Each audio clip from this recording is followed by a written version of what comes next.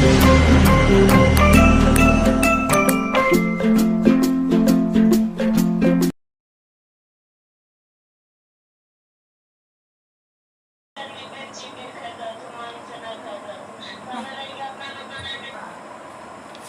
बच्चों, जैसे कि आप लोग देख रहे हैं, आज का जो टॉपिक है हम लोग ऑर्गेनिक रिएक्शन के बारे में पढ़ेंगे। ऑर्गेनिक केमिस्ट्री में एक रिएक्शन होता है वुर्ज रिएक्शन। तो वुर्ज रिएक्शन के बारे में पढ़ेंगे, जो कि आपको स्लाइड पे दिख रही होगी। तो वुर्ज रिएक्शन में जो होता है वो अल्काइल हाइलाइड से हम लोग सिमेट्रिकल एल्केन बनाते हैं, जैसे कि आप लोग स्लाइड पे देख रहे होंगे। ये स्लाइड पे वुर्ज रिएक्शन में होता है क्या कि आप लोग अल्काइल हाइलाइड लेते हैं, उससे सिमेट्रिकल अल्केन तैयार होता है। तो देखिए, इसमें जो अल्काइल हाइलाइड हम लोग लेते हैं उसके साथ सोडियम और ड्राई ईथर यूज करते हैं, और ड्राई ईथर और सोडियम के प्रेजेंस में ये रिएक्शन कैरीड आउट होते हैं, और ये रिएक्शन में सिमेट्रिकल अल्केन तैयार होते हैं। तो क्या होता है वुर्ज रिएक्शन में हम लोग सिंपल अल्काइल हाइलाइड से सिमेट्रिकल अल्केन बनाते हैं। ठीक है, तो आगे आप लोग देखते जाइए। जो इसका मैकेनिज्म होता है वो 2 स्टेप में होता है। पहला स्टेप होता है जो कि रेडिकल मैकेनिज्म, जो कि आप लोग जैसे देख रहे होंगे रेडिकल मैकेनिज्म कैसे कैरी आउट होता है। जैसे आप लोग सोडियम को कैटलिस्ट के रूप में यूज किए हैं, सोडियम मेटल है। सोडियम जो मेटल होता है वो सोडियम मेटल होता है। मेटल का कैरेक्टरिस्टिक आप लोग जानते हैं कि मेटल हमेशा अपना जो इलेक्ट्रॉन है वो इलेक्ट्रॉन लूज करके वो अपना स्टेबिलिटी गेन करता है। तो देखिए, जैसे यहाँ सोडियम 2 इलेक्ट्रॉन लूज किया, तो लूज करने के बाद अगला स्टेप क्या होता है कि अल्काइल हाइलाइड हम लोग लेते हैं। अल्काइल हाइलाइड में उसको 2 इलेक्ट्रॉन खिलाकर 1 इलेक्ट्रॉन क्लोरीन को देते हैं, और दो इलेक्ट्रॉन 2 मोल दो अल्केन को देते हैं। तो ये टूट जाता है 2 आर रेडिकल में, तो और 2 क्लोरीन निगेटिव निकल जाते हैं। जो यहाँ 2 आर रेडिकल बनते हैं वापस में कंबाइन करके सिमेट्रिकल अल्केन बना देते हैं, जो कि आप लोग स्लाइड पे देख रहे होंगे। यहाँ देखिए, ये जो बना वो सिमेट्रिकल अल्केन है।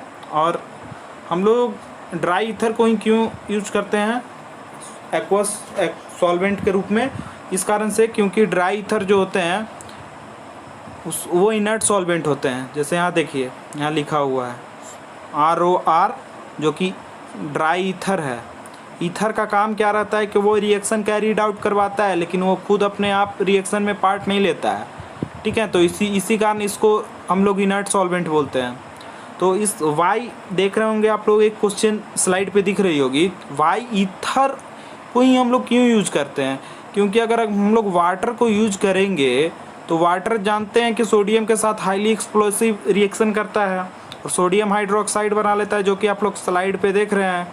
तो सोडियम हाइड्रोक्साइड हमको तो बनाना है सिमेट्रिकल अल्केन, तो यहाँ बन जाएगा सोडियम हाइड्रोक्साइड, जो कि काफ़ी हाईली एक्सोथर्मिक रिएक्शन है, और इसमें high amount of energy release होते हैं, जो कि वहाँ पे आप बनाने गए सिमेट्रिकल अल्केन और बन गया हाईली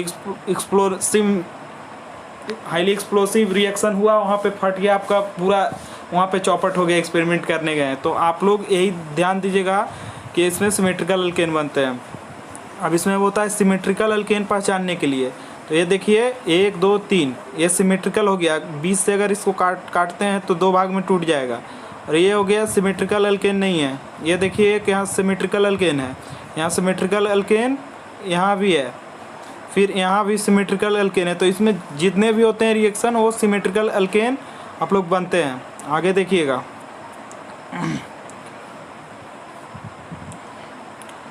अब इसमें आप लोग को रेट के बारे में जानकारी देंगे कि रेट अल्काइल हाइलाइड का सबसे ज़्यादा रेट किसका होता है। तो हम लोग जैसे ही RF का जो रहता है स्ट्रॉन्ग बॉन्ड होता है, क्योंकि यहाँ 2p और फ्लोरीन का 2p के साथ बॉन्ड बनता है। इस कारण से यहाँ पे जो रिएक्शन जो होता है वहाँ बहुत फ्लोरीन और अल्काइल ग्रुप का जो बॉन्ड बनता है वो बहुत हाईली स्ट्रॉन्ग बॉन्ड रहता है, जो कि हम लोग तोड़ नहीं सकते हैं। इस कारण से जो रेट ऑफ रिएक्शन होते हैं वो RI का सबसे ज़्यादा होता है, फिर RBr का, फिर RCl का, फिर RF का। RF तो जनरली टूटता है ही नहीं, उसके लिए हाई अमाउंट ऑफ एनर्जी आपको देना पड़ेगा, जो कि हाईली इंडोथर्मिक रिएक्शन हो जाते हैं। तो ऐसा रिएक्शन हम लोग स्टेबल से अनस्टेबल के रूप में जाएंगे नहीं, इस कारण से RF को तोड़ेंगे नहीं। RF टूटता है नहीं जनरली, इस कारण से जनरली जो रिएक्शन होता है RCl, RBr और RI के प्रेजेंस में होता है। RI भी बहुत कम शो करता है, क्योंकि ये हाईली स्टेरिक क्राउडिंग इसमें ज़्यादा हो जाने के कारण, आयोडीन का साइज ज़्यादा हो जाने के कारण यहाँ पे RI भी रिएक्शन बहुत कम करता है। तो देखते जाइए। अब दूसरा मैकेनिज्म है जो कि आयनिक मैकेनिज्म के थ्रू। पहला कौन सा पढ़े हम लोग? रेडिकल। अब दूसरा आयनिक आ जाता है। तो आयनिक में कैसे हम लोग डील करते हैं वो देखते जाइए।